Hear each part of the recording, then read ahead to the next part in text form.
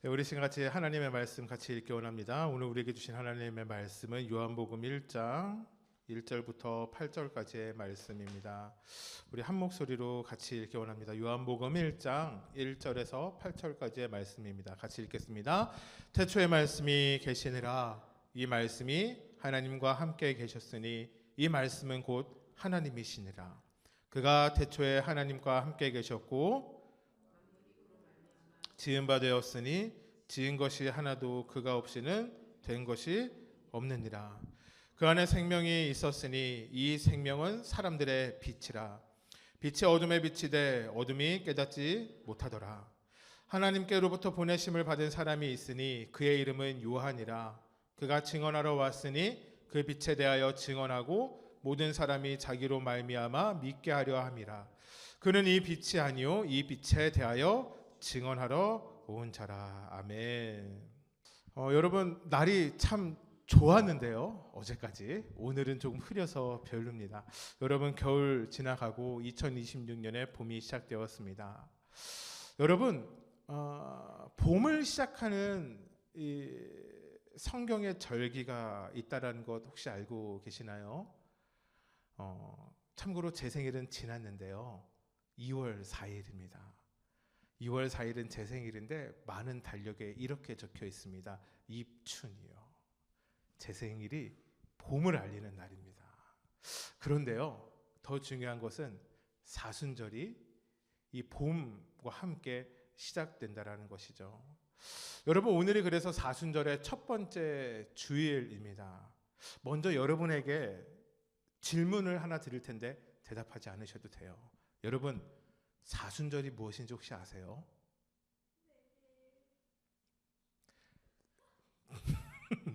여러분 그렇다면 사순절을 믿음으로 지켜보신 적 있으세요? 사순절이 여러분에게 의미가 있었던 시간이었나요? 여러분 사순절은요 지난 수요일인 18일부터 시작됐어요. 올해는요 영어로는 렌트라고 합니다. 앵글로색스너에서 봄의 시작을 알리는 말에서 어원이 찾아온 것이 바로 이 렌트입니다. 그래서 언제나 사순절은요 봄과 함께 시작이 됩니다. 부활주일을 기점으로 중간에 있는 주일들을 뺀 40일의 시간이다라고 해서 사순절이라고 얘기합니다. 사순절은 한자예요. 숫자 4, 수는 10을 얘기하고요. 사순절 40일의 시간이죠. 성경 안에서는요 40이라는 시간이 40이라는 숫자가 참 많은 의미와 뜻을 가지고 있죠. 여러분 무엇이 생각나세요? 제가 말씀을 준비하며 이런 일들이 생각났어요. 예수님이 공생의 사역을 시작하시기 전 40일 동안 광야에서 금식하시며 시험 받으셨던 시간이 40일. 시내산에서 모세가 율법을 받기 위해 하나님 앞에 머물렀던 시간이 40일. 이스라엘 민족이 광야에서 정처 없이 떠돌며 하나님의 인도하심 가운데 있었던 시간이 40년. 그리고 계산을 해보니요 예수님이 무덤에서 보내셨던 시간은 40시간이고요. 예수님이 부활하시고 승천하실 때까지의 시간도 계산해보니 40일이더라고요. 그러니 40이라는 시간은 성경 안에서도 또 믿음 생활을 하는 우리 안에서도 참 중요한 의미를 가지고 있는 것 같습니다. 여러분 사순절은 언제부터 지켜졌는가? 잊으셔도 돼요. 주후 325년에 니케아에서 회의가 열렸어요. 이때 많은 것들을 교회 안에서의 일들을 결정했는데요. 이거를 좀 유식한 척 하려면 니케아 공의회라고 하면 돼요. 주 325년에 니케아 공의회에서 사순절이라는 것을 정하게 되었습니다. 사순절이 시작된 이유가 있어요. 여러분 사순절은요 예수님이 지켜라 라고 이야기하신 것이 아니기 때문이죠. 근데 사순절이 처음에 지켰던 것은요 부활절을 맞이하여서 세례를 받은 사람들을 준비시키기 위한 준비 기간으로서의 40일로서 시작되었다고 합니다. 세례를 받은 사람들이 이 40일 동안요 회개하고 기도하고 금식하면서 세례를 받을 준비를 했어요. 여러분, 그러니 이 시간은 즐거운 시간이었을까요? 엄숙한 시간이었을까요? 엄숙한 시간이었어요. 왜요? 세례는 나는 죽고 예수로 사는 것을 사람들 앞에서 공표하는 시간이기 때문이죠. 여러분, 그래서요 사순절 기간 동안에는 식사가 제한되었어요. 저녁은 저녁 한 끼만 먹었고요. 육류와 우유, 달걀로 먹은 음식은 먹지 못했어요. 먹을 게 없는 거예요. 8세기가 좀 지나가며 시간이 많이 지났죠. 8세기가 지나가며 규정이 완화되고요. 15세기 때는요. 정오에만 식사하는 것이 이 많은 이 유럽 국가, 그때 당시에는 유럽이 다 예수님을 교회를 믿었던 때니까 관습이 되었어요. 더 시간이 지나서는 저녁을 안 먹었었는데 저녁도 간단한 식사는 허용했습니다. 이 사순절은 경건한 시간이었어요. 삶에 많은 것들을 제한을 두었죠. 여러분, 그래서 이 시간 동안은 즐거움을 위한 오락행위나 취미 생활도 금지되었습니다. 화려한 옷을 입고 좋은 음식을 먹고 이런 것도 다 금지되었어요. 이때 신경 쓰는 것은 예배드리는 것, 기도하는 것, 성경 읽는 것에 힘을 썼습니다. 여러분, 우리가 알다시피 예수님은 이 땅 가운데 율법을 폐하러 오신 분이 아니라 완성시키러 오신 분이죠. 여러분, 그런데요 참 재미있는 것은 예수님으로 인하여 예수님으로 세워진 교회에서요 율법들이 점점 시간이 지나며 변해가기 시작했다라는 것이에요. 언젠가부터요. 글쎄요, 저는 사실은 다른 나라의 교회들도 경험은 조금씩은 해봤는데 그래도 한국에서 신앙생활하는 기간이 많으니까요. 특히 한국의 교회가요, 이 절기라는 것이 하나님, 예수님, 이 교회에 포커싱이 되어 있기보다는 교회 안에서의 어떠함을 이루기 위한 보조 도구로 사용되어지는 것들을 많이 보았어요. 실질적으로 이런 것들이 저에게는 좀 많이 상처였어요. 사순절을 교회에서 대부분 지키지 않아요. 그러니까 의미를 계속해서 말씀 시간에 넣어주지 않아요. 사순절 기간입니다. 예수님을 바라봅시다. 이 시간 동안 경건한 삶을 살아갑시다. 얘기하지 않다가 한 일주일 전, 2주 전쯤이 되면 주보에 감사원금 봉투 껴 있어요. 그리고 그때서 교회에서 광고해요. 다음 주에 부활절입니다. 다음 주에 감사절입니다. 그러니까 그 날이 돼서도요. 사실은 감사합시다라는 내용의 설교는 늘 할 수 있을 거니까 감사절은 그렇다 치고 이 절기에 맞는 설교들을 교회가 잘 전하지 않는 것을 제가 보았어요.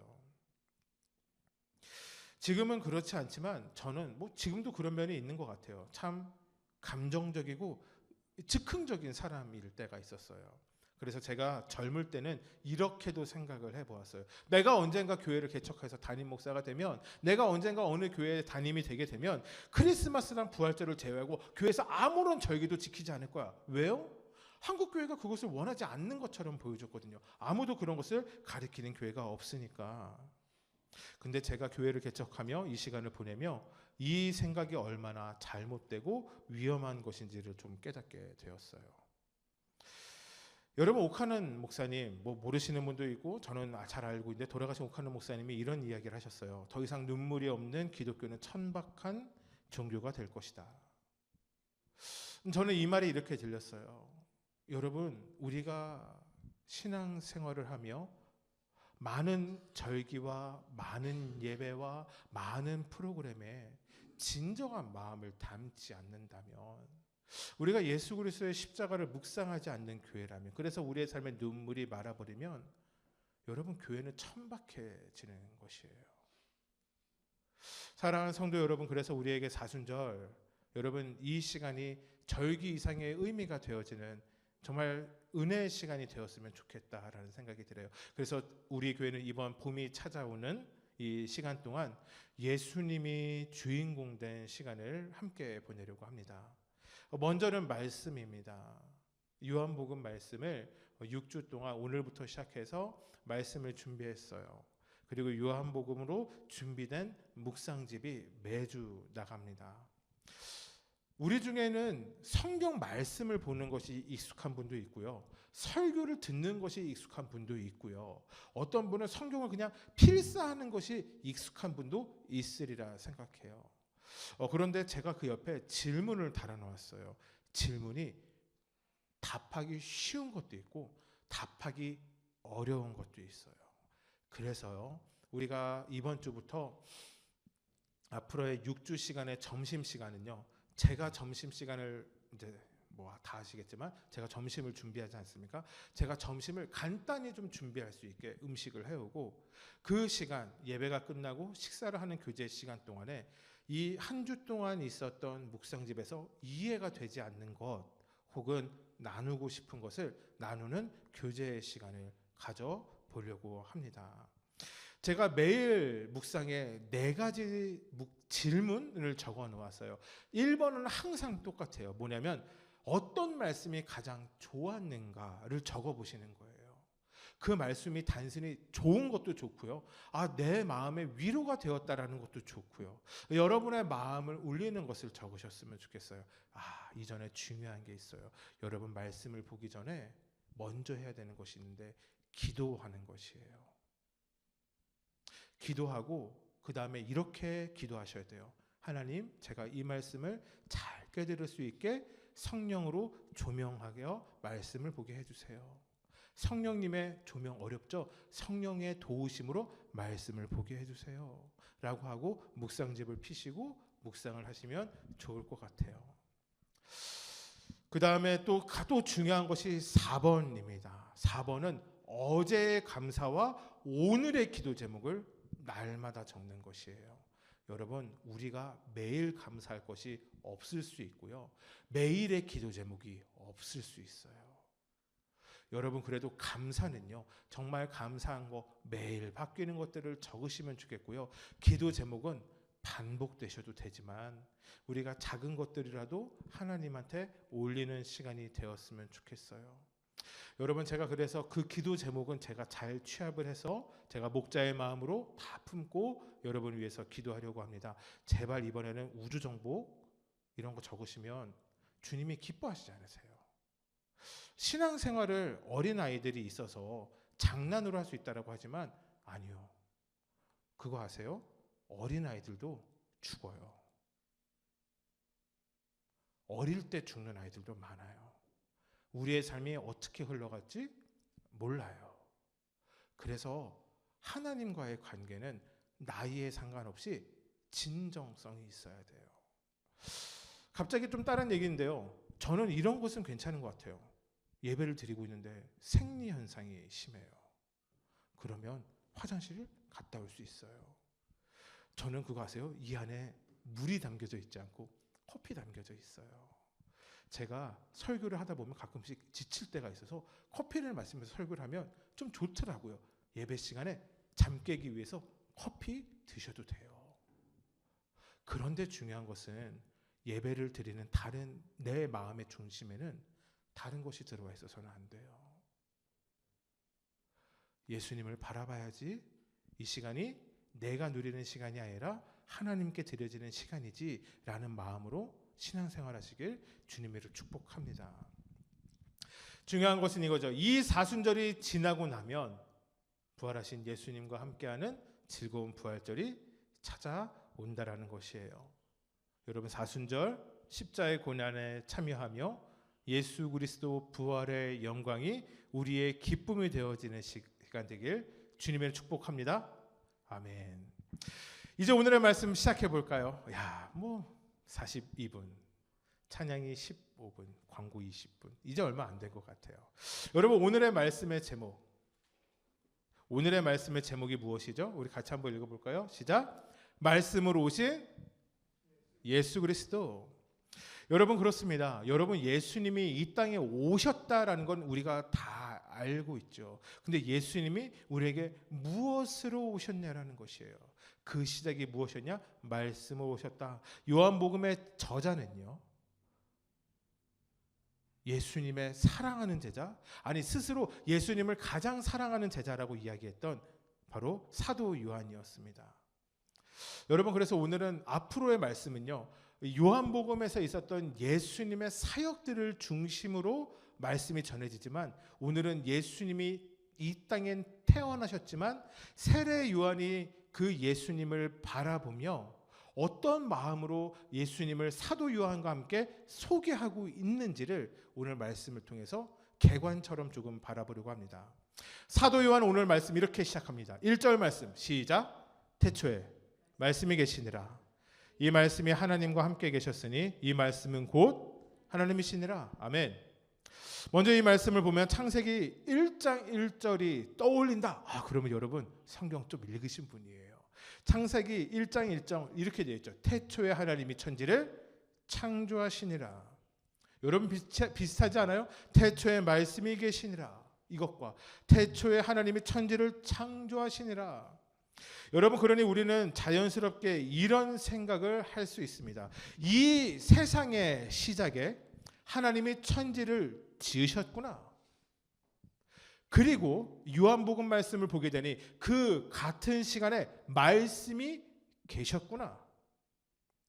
그러니 그 모든 것이 시작될 때부터 그 말씀은 하나님과 함께 하셨구나. 여러분, 문제는 여기에 있습니다. 이 말씀이 곧 하나님이시라. 우리가 여기서 막히는 거예요. 말씀은 글을 이야기하는 것 아닌가?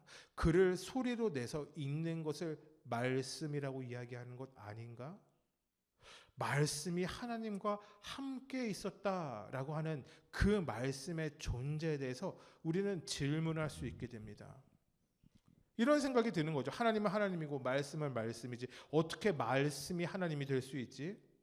근데 우리가 요한복음을 이제 집에 돌아가셔서 묵상을 하면서 천천히 읽어보시면 금방 쉽게 바로 깨달을 수 있게 됐습니다. 왜냐하면 그 말씀은 바로 예수 그리스도를 나타내고 있기 때문이에요. 그렇습니다. 예수님을 가장 사랑했던 제자 요한은요, 요한복음에서 말씀은 곧 예수 그리스도시다라고 이야기합니다. 여러분, 그러니 우리는 이러한 진리를 성경 안에서 찾을 수 있게 됩니다. 하나님이 세상을 창조하실 때 함께 계셨던 분이 예수님이시구나. 예수님 없이 이 땅 가운데 지어진 것이 없구나. 하나님과 예수님은 같이 함께 하시는구나 라는 것을 알게 됩니다. 실제로 3절이 이렇게 이야기하죠. 만물이 그로 말미암아 지은 바 되었으니 지은 것이 하나도 그가 없이는 된 것이 없느니라. 아멘. 요한이 깨달은 것이 있습니다. 세상의 모든 것은 예수님으로 시작되고 예수님이 계시기에 모든 존재의 의미를 갖게 된다라는 것이에요. 이것이 요한이 깨달은 요한복음의 처음입니다. 여러분, 오늘 말씀 조금만 집중하시면 제가 뒷부분을 쉽게 풀었어요. 앞부분이 교리적인 것이기 때문에 집중하셔서 들어야 돼요. 여러분, 우리는 이 땅에 태어납니다. 우리가 원해서 태어나진 않는데요. 우리가 태어나서 우리가 살아가요. 여러분, 우리는 우리의 의지로 살아갑니다. 여러분, 우리는요, 우리의 환경 안에서 살아가요. 그러다 보니요, 우리는 우리가 바라보는 것에 의미를 둡니다. 여러분, 우리는 우리가 가진 것에 의미를 둡니다. 우리는요, 우리의 목적을 이루어가며 살아가려고 합니다. 여러분, 이것은요, 사람이 다 그렇게 생각하는 것이에요. 그런데요, 이 성경은 인간의 근원적인 질문에 대해서 이렇게 말을 더합니다.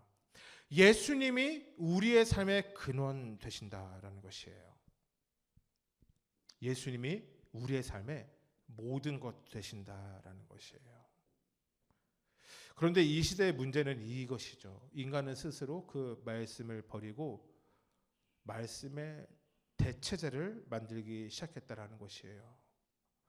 4절 5절 같이 한번 읽어볼까요? 시작. 그 안에 생명이 있었으니 이 생명은 사람들의 빛이라. 자, 중요한 건 예수님이 무엇이라고요? 사람들의 빛으로, 말씀 안에 생명으로 계셨다라는 거예요. 그 다음이 중요해요. 빛이 어둠에 비추되 어둠이 깨닫지 못하더라. 여러분, 이 말은 여러분 혹시 어두운 방에 들어가서 후라시 켜보신 적 있어요? 어두운 밤거리에서? 그러면 어떻게 돼요? 후라시가 비친 곳은 어둠이 사라지고 빛이 들어와요. 그런데요, 그 빛의 크기가 작을 때는요, 그 옆은 여전히 어두워요. 해가 떠서 모든 것이 세상 가운데 밝혀지게 되면 어둠은 몰아지게 되죠. 근데 그 어둠이 빛의 영역이 작을 때는 어둠이 깨닫지 못하고 계속 어둠 가운데 있을 때가 있어요. 여러분, 저는 그것을 이렇게 생각해요. 우리에게 복음 외에 잘못된, 대체된 무엇이 있는 것은 아닌가. 여러분, 우리에게 하나님의 말씀은 소망이었어요. 소망입니다. 이었던 것이 아니에요. 어둠 속에 빛이었죠. 힘과 능력이 되는 것이 말씀이었어요. 그런데 지금 이 시대가요, 다른 것들이 점점 많아지며 다른 대체제를 찾아가기 시작하는 것 같아요. 정말 이런 거죠. 옛날에는 극단적인 예를 들어볼까요? 옛날에는 빛이 딱 2개였어요. 3개 정도라고 얘기할 수 있겠네요. 해와 달과 별. 여러분, 그 외에 빛이 나는 것이 존재하지 않았어요. 그래서 사람들이 어두움이 찾아오면 불안해합니다.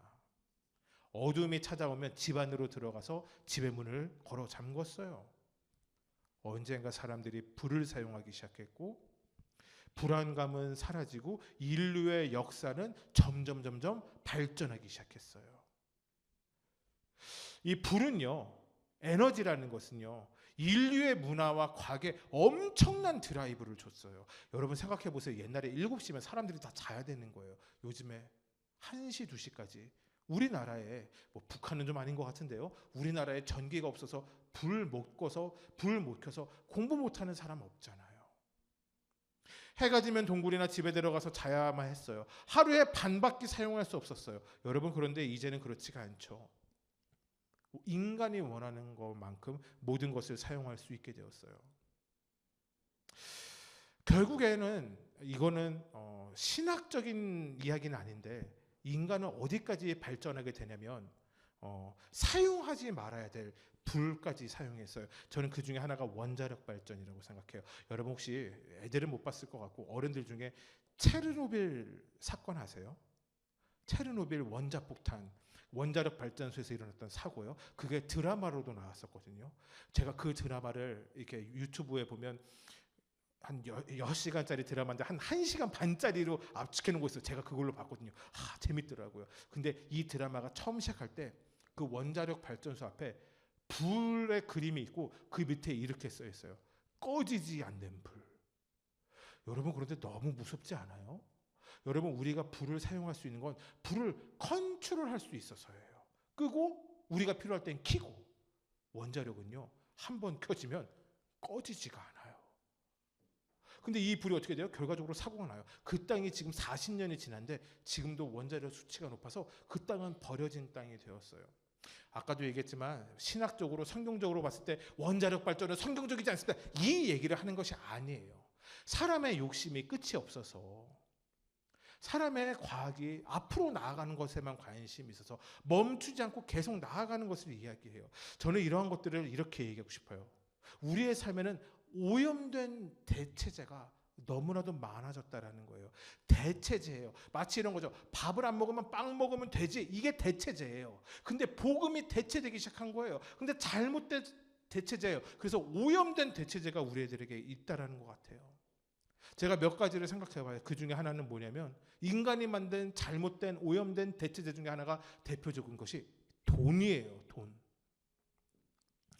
여러분, 저는 목회자로 살아왔습니다. 오랜 시간 동안 10년이 넘게 부사역자로 살아가고 있어요. 여기서 퀴즈입니다. 그럼 저는 돈을 좋아할까요? 하나님 말씀만 좋아할까요? 경탁 형제, 저는 돈 좋아할까요? 하나님 말씀만 좋아할까요? 둘 다 좋아요. 저게 정답이에요. 맞아요. 전 돈도 좋아하고 하나님 말씀도 좋아해요.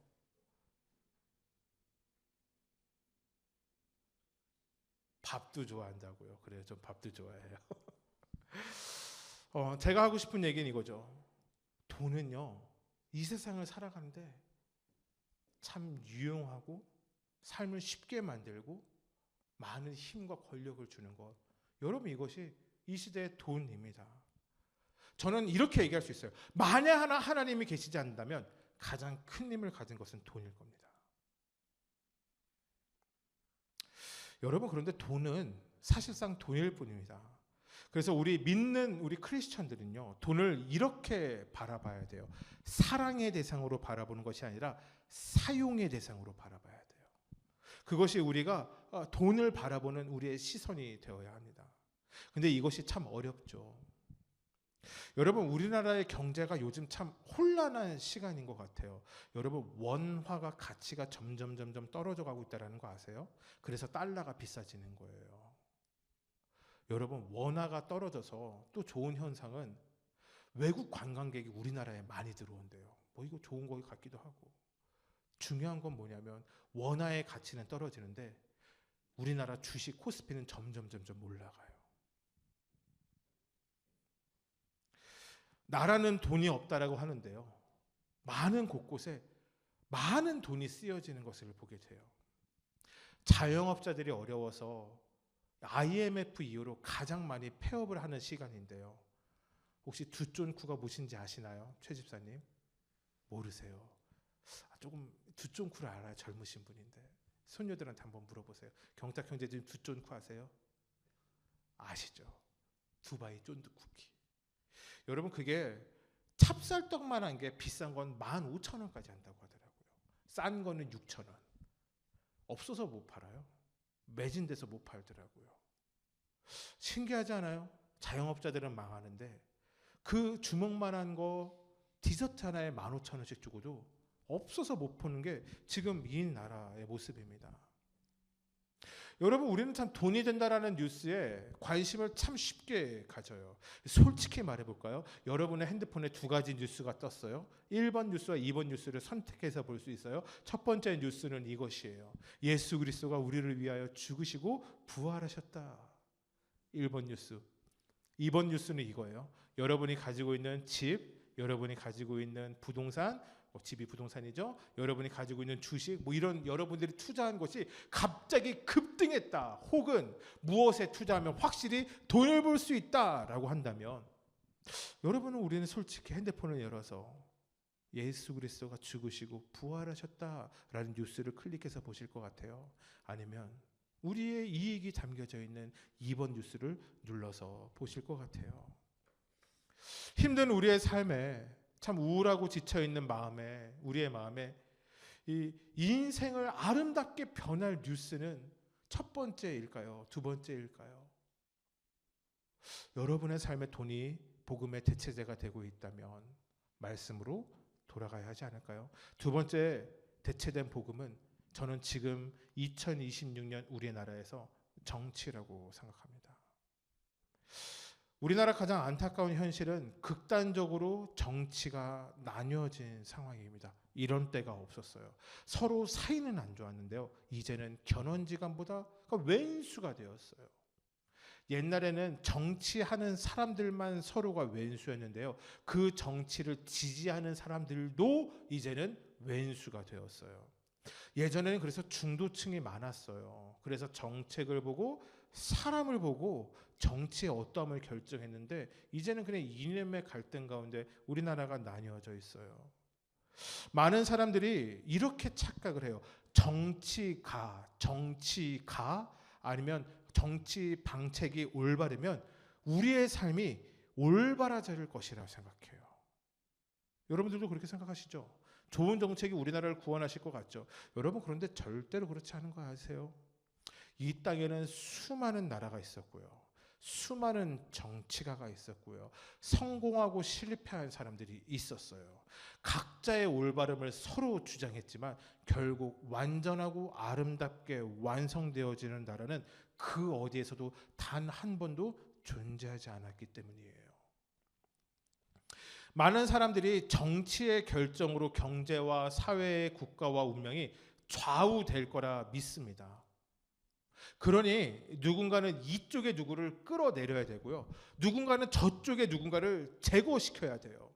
서로 죽도록 미워하죠. 왼쪽은 오른쪽을 악이라 얘기하고요, 오른쪽은 왼쪽을 죄다라고 이야기해요. 여기엔 가족도 없고 친구도 없고 하물며 요즘엔 교회도 없습니다. 저는 중고등학교 시절을요, 제 당시 담당 교역자가 분당 우리 교회 이찬수 목사님이었어요.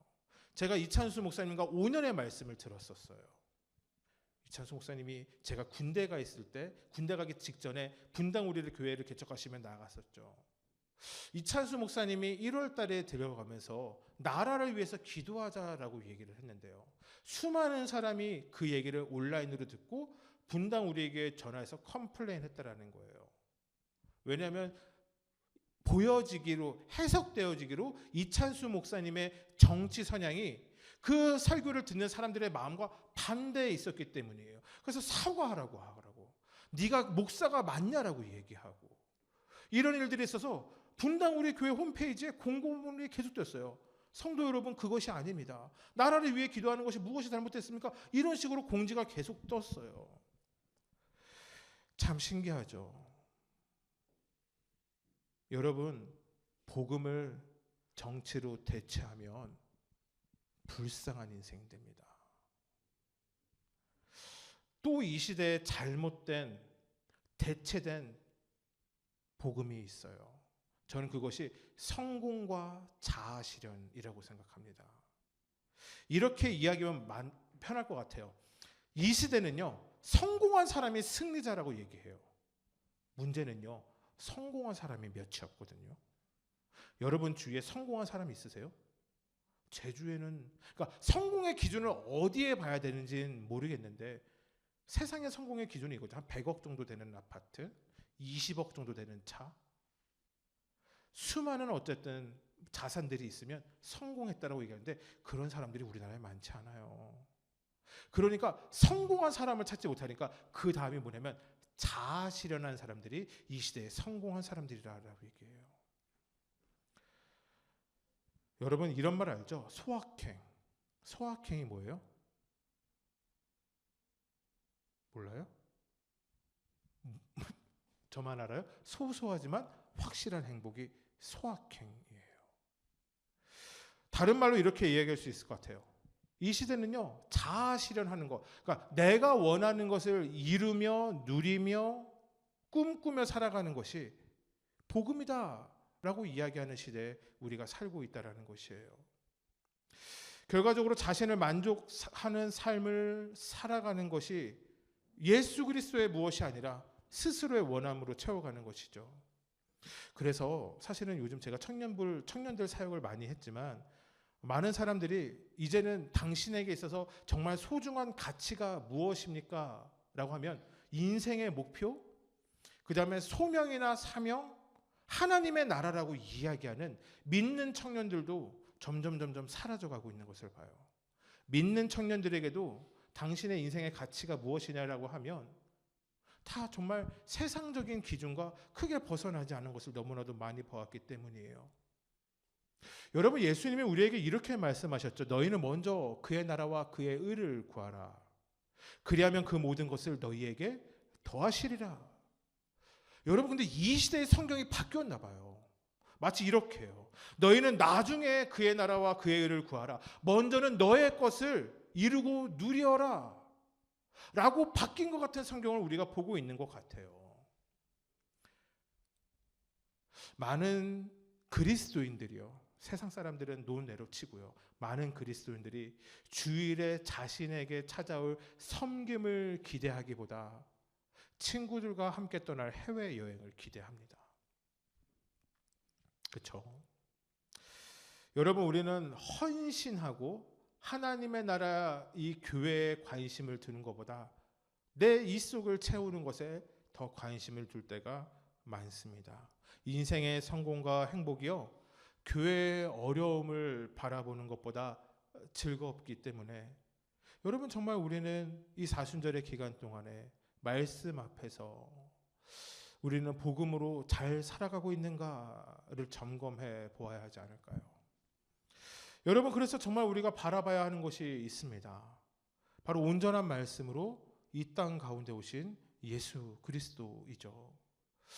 여러분 저의 말을 오늘 좀 오해하지 않으셨으면 좋겠어요. 이 세상을 살아가는데 돈 필요 없어요. 명예 필요 없어요. 여러분의 성공도 필요 없고요. 자아 실현하는 거 아무런 중요하지 않아요. 그냥 하나님만 바라보면서 살아가세요 라고 이야기하는 것이 아닙니다. 여러분 이 대체된 복음들, 오염된 복음들이 우리의 마음에 커져나가기 시작하면, 복음, 예수님이 끼어들지 못하는 우리의 삶이 되기 시작하면, 여러분 우리의 인생이 하나님의 계획에서 완전히 어긋나지기 때문이죠. 제가 말씀을 준비하면서 지금 오늘 제가 지금까지 한 이야기들이 딱 맞는 찬양을 제가 준비해 보았어요.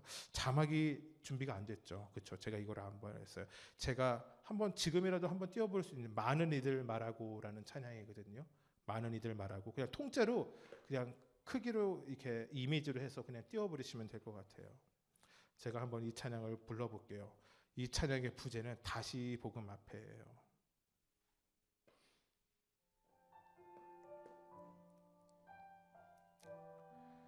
한번 잘 들어보세요.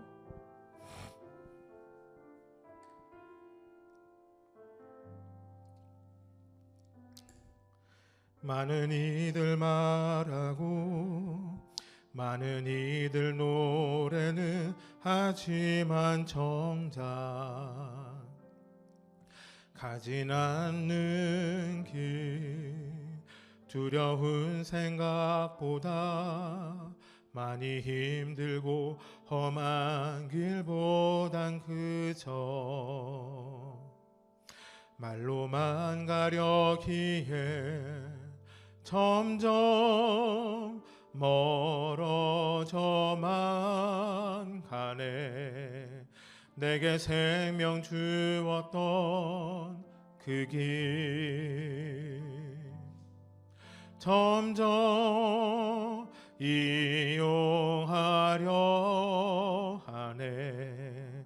내게 사랑 주었던 그 길 다시 복음 앞에 내 영혼 선해. 주님 만난 그때 나 다시 돌아가 주님께 예배 드리며 다시 십자가의 길 걸으리. 여러분 이 찬양에 이런 가사가 있어요. 많은 이들 말하고 많은 이들 노래는 하지만, 저는 그 많은 이들이 우리는 아닐까라는 생각이 들었어요. 우리는 누구냐면요, 신앙생활하고 있는 우리요. 근데 정작 가지 않는 길, 정작 예수님과 함께 살아가지 않는 우리의 모습이 있어요. 다른 것들로 채워가니 예수님이 우리의 삶에 조금씩 밀려나가는 것이에요.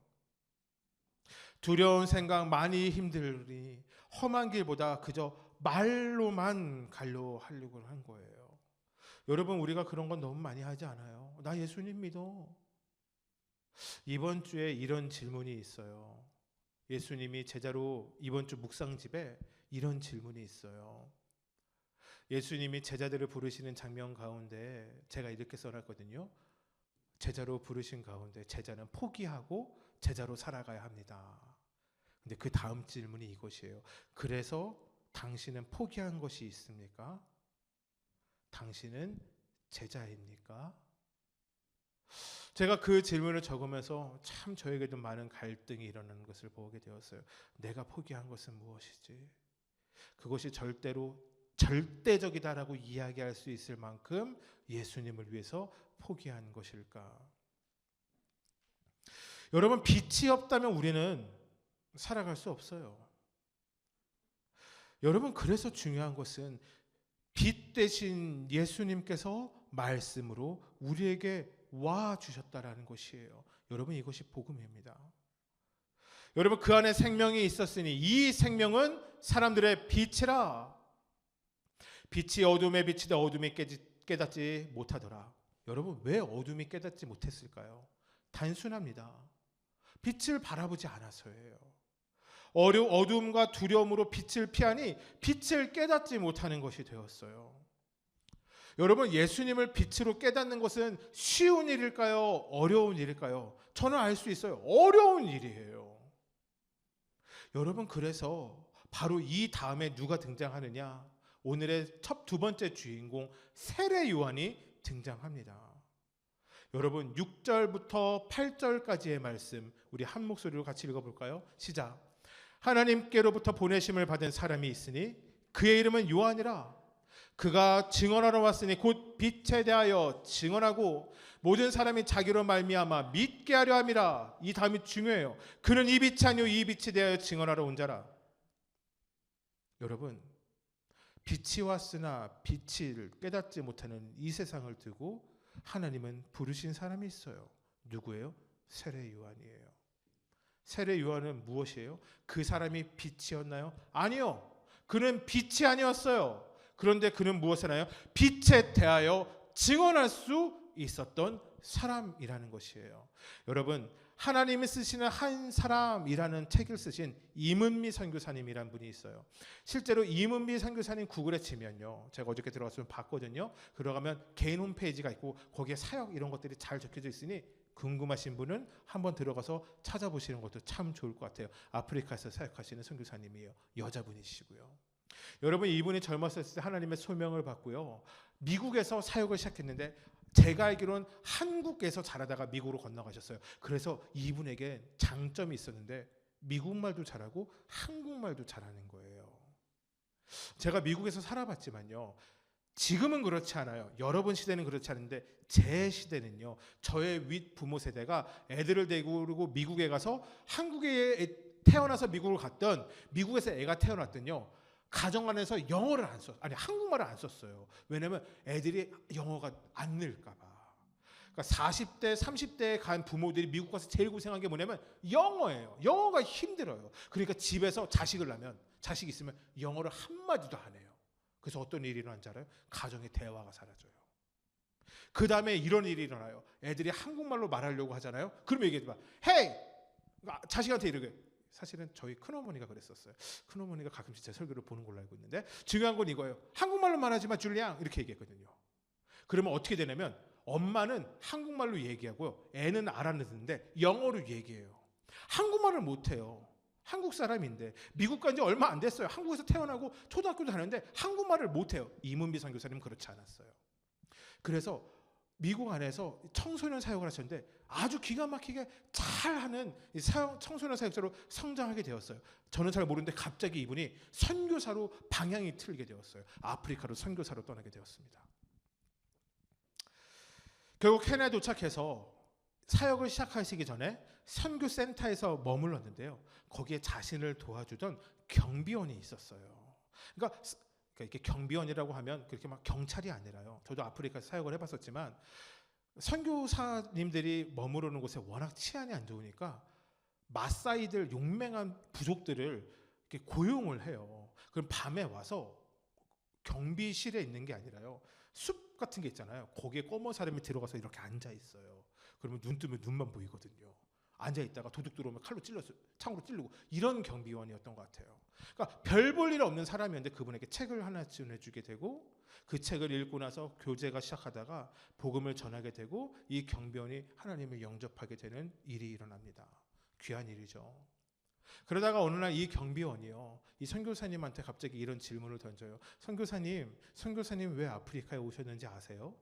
사실은 선교사님이 대답을 하려고 준비했는데요, 이제 선교사님의 말을 따르면 이렇게 됐어요. 갑자기 이 경비원이 흥분하며 이야기했다는 거예요. 선교사님 왜 이 땅에 오셨냐면 저 때문에 오셨어요. 저에게 복음 전해서 저를 구원받게 하기 위해서 선교사님 이 땅에 오신 거예요 라고 얘기했대요. 근데 이문비 선교사님이 이 얘기를 들었을 때 긍정할 수 없었대요. 왜냐하면 그분은요, 미국에서 사역했으면 사람들의 세상적인 기준으로 큰 사역을 할 수 있었던 사람이거든요. 한 사람 구원하기 위해서 하나님이 이곳으로 날 부르시지 않았을 거야. 그러니까 그 말에 긍정할 수 없었던 것이에요. 본격적인 사역이 시작되었어요. 보통 이제 그런 곳에서 선교를 하게 되면 이 마을 저 마을 다니면서 복음을 전하게 돼요. 여러분, 선교사에게는 되게 중요한 수칙이 하나 있어요. 그중 하나가 이거예요. 무슨 음식이든 제공을 받으면 맛있게 먹는다예요. 여러분, 그런데 다른 나라 가서 음식 먹는 게 쉽지 않아요. 한 가지 예만 해드릴까요? 여러분, 우리나라 치킨은요, 먹으면 부드럽게 베어 물리잖아요. 제가 아프리카에서 먹었던 치킨은요, 닭다리를 뜯고서 한 2분 정도 씹다가 뱉어봤어요. 이거는 치킨이 아닌가? 이 고무 아닌가? 즐겨서 먹을 수가 없어요. 중요한 것은 그렇게 해서 이게 그곳에 사역을 잘하고, 비포장 도로죠. 여러분, 비포장 도로로 달려보셨어요? 비포장 도로에 이제 사륜트가 이런 거 타고 달리잖아요. 그러면 머리에서 천장을 계속 막 부딪히면서 다니는 거예요. 쿵쾅쿵쾅쿵쾅. 어느 곳에서 밥을 먹고 다른 곳으로 옮겨가는데 이 선교사님이 배가 아팠어요. 그런데 문제는요, 이문미 선교사님이 순복음 출신이라는 거예요. 야, 이 순복음 출신들은 엄청난 믿음이 있어요. 순복음 교단, 그러니까 조용기 목사님 그쪽 교단은 정말로, 그러니까 모든 문제를 일단 기도하고 시작하거든요. 저는 그것도 믿음의 방법이라고 생각합니다. 어떻게 했겠어요? 배가 아픈데 배에 손대고 기도했죠. 하나님, 배 아픕니다. 기도하셨어요. 근데 어떻게 돼요? 배가 낫질 않는 거예요. 또 기도했어요. 결국은 기절할 때가 되어가서 병원 응급실로 갔어요. 이유는 뭐였냐면 맹장이 터진 거예요. 맹장이 터졌을 땐 기도도 소용이 없었다라고 얘기하시더라고요. 수술을 잘했어요. 맹장 수술은 어렵지 않으니까 수술을 잘하고 이제 집으로 돌아가는데 선생님이, 선교사님이니까 나와서 얘기했대요. 선교사님, 걱정하지 마세요. 잘 아무를 것입니다. 가끔 가다가 감염되어지는 경우가 있는데요, 그거는 5%도 되지 않으니까 신경 쓰지 마시고 집에 편히 돌아가서 좀 쉬세요. 선교사님이 이제 집으로 녹초가 되어서 또 그 쿵쾅쿵쾅쿵쾅 이러면서 집으로 돌아가셨어요. 침대에 누웠는데 열이 나기 시작하는 거예요. 열이 날 수 있죠. 그러면 순복음 교단의 출신을 뭐 한다고요? 기도해요. 하나님, 열이 나는데, 뭐 이런 생각하는 거죠. 사역이 계속 있어서 그랬나? 아니면 수술해서 좀 긴장해서 그런가? 그렇게 해서 열이 나는데 열이 멈추지 않는 거예요. 왜 그랬을까요? 감염됐어요. 5%도 감염될 가능성이 없는데 선교하러 이곳까지 나온 나에게 맹장도 터지고 감염도 된 일이 일어난 거예요. 다시 병원을 쿵쾅쿵쾅쿵쾅 거리면서 비포장도로를 달려서 갔어요. 중요한 건 감염이 돼서 그곳을 다시 째야 되는데 감염이 된 부위라서 마취가 안 돼요. 생쌀을 찢어서 그곳에 고름을 다 짜내고서 집에 만신창이가 돼서 집으로 돌아갑니다. 여러분, 그러면 그 선교사님은 뭐 했을까요? 기도하셨겠죠. 기도를 시작했어요.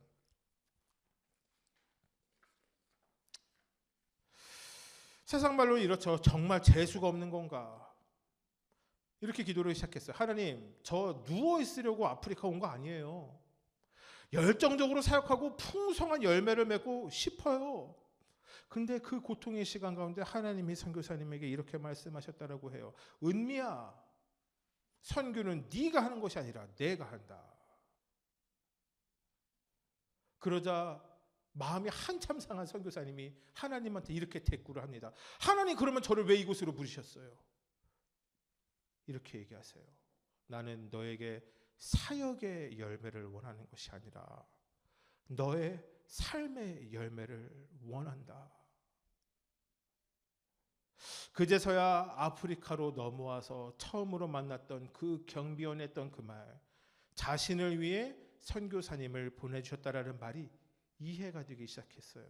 그래, 내가 이곳에 온 것은 나의 사역을 하러 온 것이 아니라 하나님이 사랑하는 사람을 사랑하기 위해 나의 삶을 통해 하나님의 원하시는 열매를 얻기 위해 온 것이구나.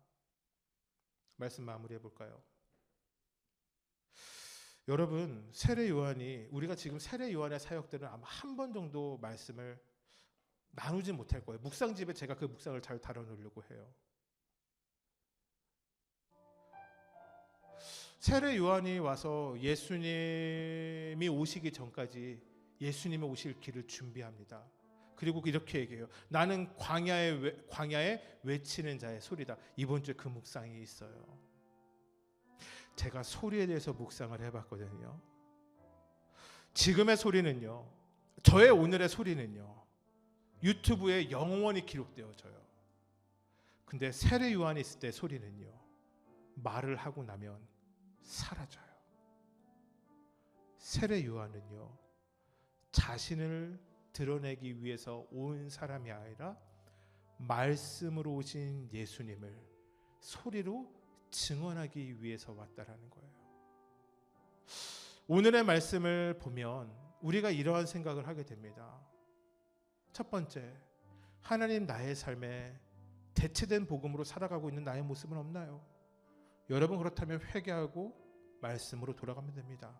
두 번째, 하나님 저는 그 복음을 전하며 살아가고 있나요? 아니면 나 혼자라도 잘 누리며 살아가고 있나요? 여러분 우리는 해도 빛이 나고 달도 빛이 나는 거라 생각하지만 달은 빛나지 않아요. 달은 해의 빛을 반사시킬 뿐이에요. 그런데 달이 세상을 비춰요. 여러분 우리는 빛이 아니에요. 여러분 저는 이런 생각 들어요. 우리가 되게 잘났어요? 우리 되게 숭고해요? 우리 되게 존귀해요? 우리 예수님 되게 잘 따라요? 안 그렇지 않아요? 여러분 어디 가서 그리스도인입니다라고 자신 있게 말할 수 있어요? 여러분의 삶의 업적을 쫙 나열하면 이 정도면 훌륭한 인생 사셨네요 라는 평가 들으실 수 있어요? 저도 없거든요. 여러분 근데 우리가 이것에 착각하면 안 돼요. 여러분 우리는 원래 그런 존재가 아니에요.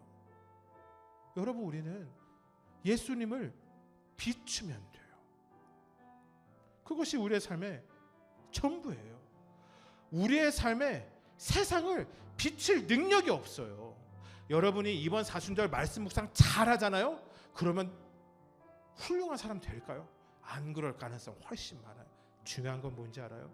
그 시간 예수님으로 채워가기 시작하면 우리의 삶을 통해 예수님이 비춰지기 시작해요.